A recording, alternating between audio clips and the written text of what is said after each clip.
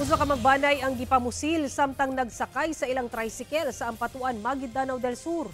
Duha patay, lakip ang amahan nga usa ka MNLF commander nga barangay kagawad. Ani report. Nagbuyod ug wala nay kinabuhi kini mga sakay sa tricycle nga payong-payong human gipamusil sa kadalanan sa barangay Kapinpilan, Ampatuan, Maguindanao del Sur banda 8:30 sa buntag adlawng Lunes. Ang mga biktima giila nga si Abu Sama Agaw kinsa usa ka commander sa Moro National Liberation Front kon MNLF Sema faction ug kasamtangang kagawad sa barangay Matagabong. Patay sab ang lalaking anak niini.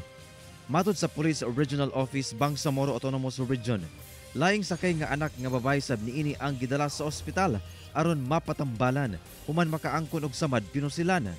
Sa investigasyon sa kapulisan, sakay sa mong payong-payong ang mga biktima aron motambong sa usa ka selebrasyon.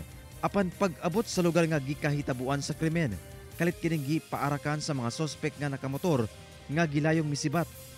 Sila po ay allegedly pinaputukan ng mga di pa kilalang mga armado na agad naman po kinamalan itong dalawang biktima at pagkakasugat nito pang isa. Gilayong nagpaygayon og hot pursuit operation ng PNP ug AFP batok sa mga sospek. Sa karon blanco pa ang otoridad sa motibo sa krimen. Sa ngayon sir, wala pa po tayong nakikita ang motibo. Ginasulayan pa nga makuha og pahayag ang kabanay sa mga biktima. Kauban si Gary Balantay ug Bong Vicencio, Efren Mamak. 1 Mindanao.